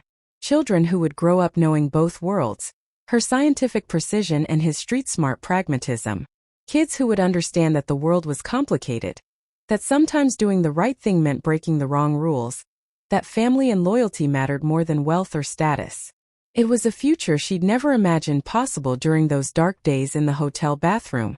But it was the future she was building now, one deliberate choice at a time. 2 years later, Serena stood in her home office, video conferencing with researchers from the World Health Organization. Her dengue fever treatment had been approved for global distribution 6 months earlier and was already showing remarkable success in Southeast Asian trials. The work was gratifying in ways that went beyond professional recognition. She was actually saving lives, fulfilling the dreams that had driven her to become a researcher in the first place. Behind her, she could hear sounds from the nursery, Kai's voice soft and gentle, singing a Korean lullaby to their 6-month-old daughter, Amara Hyjin Kai. They'd chosen the name carefully, Amara meaning grace in Igbo, combined with Hyjin to honor Kai's first wife. It felt right to acknowledge both the tragedy that had brought them together and the grace that had allowed them to build something new. When the conference call ended, Serena found Kai in the nursery, holding Amara against his chest while she slept. The sight of this dangerous man, this former criminal who still ran operations that existed in legal gray areas, cradling their tiny daughter with such tender care, never failed to move her. "She's down," Serena whispered. "Finally. She inherited your stubborn streak." Kai's smile was soft. "But also your brilliant mind, I think. The way she studies everything with such focus, like she's analyzing the world." Serena moved to stand beside him, looking down at their daughter's sleeping face. Amara had Kai's dark hair and Serena's golden brown skin, a beautiful blend of both their heritages. She was perfect, the physical embodiment of love born from pain and nurtured through commitment. "I got an email today," Serena said quietly, "from Dr. Park. She's been nominated for a major medical research award for her melanoma treatment. She wanted to thank us again for making it possible. She earned it herself. We just gave her the platform to fight back." That's the thing, though. How many brilliant researchers are out there right now, being exploited or silenced, who don't have someone to help them fight back? Serena had been thinking about this for months. What if we created something permanent? A foundation that supports researchers who've been victims of theft or fraud, providing legal resources, documentation support, connections to ethical institutions. Kai looked at her with admiration. "That's brilliant. We could fund it through my father's legitimate operations, Give it real backing and credibility. Provide the kind of support you wish you'd had when Sumin first betrayed you. Exactly. Turn our experience into something that helps others. Serena felt excitement building. We could call it the Hygiene Foundation. Honor your wife's memory by protecting the kind of researcher she was. She would have loved that. Kai's voice was thick with emotion. Building something positive from all that pain. They stood together in the nursery, watching their daughter sleep, planning a future that would extend their impact beyond their own lives. It was the ultimate transformation. From victims seeking vengeance to advocates building systemic change. Later that night, after Amara was fed and settled, Serena and Kai sat on their balcony overlooking Seoul. The city glittered below them, millions of lives intersecting in the darkness and light, each person fighting their own battles, surviving their own traumas. Do you ever think about how different things could have been? Serena asked. If you hadn't broken into my hotel room that night? If you'd arrived 5 minutes later? All the time, Kai admitted. And it terrifies me. The idea that I might have lost you before I even knew you. That the world might have been deprived of your brilliance because of one woman's evil. He pulled her close. But that's not what happened. I found you. We found each other. And we built something neither of us could have built alone. We're quite the team, Serena agreed. The ruthless Mafia boss and the African doctor. The justice-seeking businessman and the brilliant researcher, Kai corrected with a smile. Let's keep our descriptions accurate. Serena laughed, the sound light and genuine. So much had changed since that desperate night in the bathtub. She'd reclaimed her research, built a thriving career, started a family, and helped bring down a criminal who'd operated with impunity for years. She'd found love in the most unexpected place, and learned that strength could be built from broken pieces. Her phone buzzed with a message from her mother. Tell my son-in-law I expect pictures of my granddaughter every day. And when are you visiting Lagos? The whole village wants to celebrate Dr. Serena. Your mother-in-law is demanding pictures, Serena told Kai, showing him the message. Then we'll send pictures. And we should plan that trip to Lagos. Amara should know her Nigerian heritage as well as her Korean one. Kai typed a response promising photos and a visit within the next few months. As they sat together under the Seoul night sky, Serena reflected on the journey that had brought her here. From the depths of suicidal despair to the heights of professional success and personal happiness. From being someone who'd lost everything to someone who had everything that mattered. Work she loved, a partner who understood her, a child who represented hope for the future, and a sense of purpose that extended beyond personal success. The scars remained, the trauma of betrayal, the memory of that bathtub and the pills that could have ended everything. But scars were proof of survival, evidence that she'd faced the worst and come through it. They were part of her story now, the foundation upon which she'd built this new life. I love you, she told Kai, the words as true now as the first time she'd said them. I love you too, he replied, pulling her closer. Thank you for surviving, Serena. Thank you for being strong enough to accept help, to fight back, to build this life with me. Thank you for everything. They sat together as the city hummed below them. Two people who'd found each other in darkness and chosen to walk toward the light together. The ruthless Mafia boss who'd saved the African doctor from suicide. The brilliant researcher who'd helped the grieving widower find purpose beyond vengeance. Two broken people who'd pieced each other back together and created something beautiful from the wreckage. And somewhere in the nursery, their daughter slept peacefully, unaware of the battles her parents had fought to give her a world worth growing up in. A world where justice mattered, where the strong protected the vulnerable, where love could bloom even in the darkest places. This was their legacy. Not just research cures and criminal convictions, but the simple, profound act of choosing to live, to love, to fight for what was right even when the cost was high. And it was enough. More than enough. It was everything. But not all stories end where we think they do. Years passed. The Hygiene Foundation flourished, helping dozens of exploited researchers reclaim their work and rebuild their careers. Serena's research continued breaking new ground, with her laboratory becoming one of the most respected infectious disease research centers in Asia. Kai's organization evolved, gradually transitioning more operations into legitimate businesses, while maintaining the shadow network that protected people the legal system failed. Amara grew into a curious, intelligent child who asked questions about everything and showed early signs of her mother's analytical mind. 2 years after her birth, she gained a brother, Chidi Kai, named for Serena's late father. The house filled with the beautiful chaos of children, with laughter and tears and the everyday miracles of watching small humans discover the world. But in all fairy tales, even the happiest ones, darkness eventually resurfaces. It came on an ordinary Tuesday morning. Kai was at a business meeting, the children were at school, and Serena was in her university laboratory when her assistant rushed in with a tablet, her face pale. "Dr. Lee, you need to see this." The news article on the screen made Serena's blood run cold. Former Lee Pharmaceuticals executive found dead in prison cell, suicide suspected. But authorities investigating mysterious note. Sumin Lee was dead. But the article mentioned something that made Serena's hands shake. A note found in Sumin's cell, written in her handwriting, with a single line that would haunt Serena for years to come. "This isn't over. I made sure of that. The real game is just beginning. Ask Kai about his sister." Serena read the words 3 times, her mind racing. His sister. Kai had never mentioned having a sister. In all their years together, all the intimate conversations about his past, his family, his life before they met, he'd never once mentioned a sibling. She called him immediately, her hands trembling as she held the phone. "Serena? What's wrong?"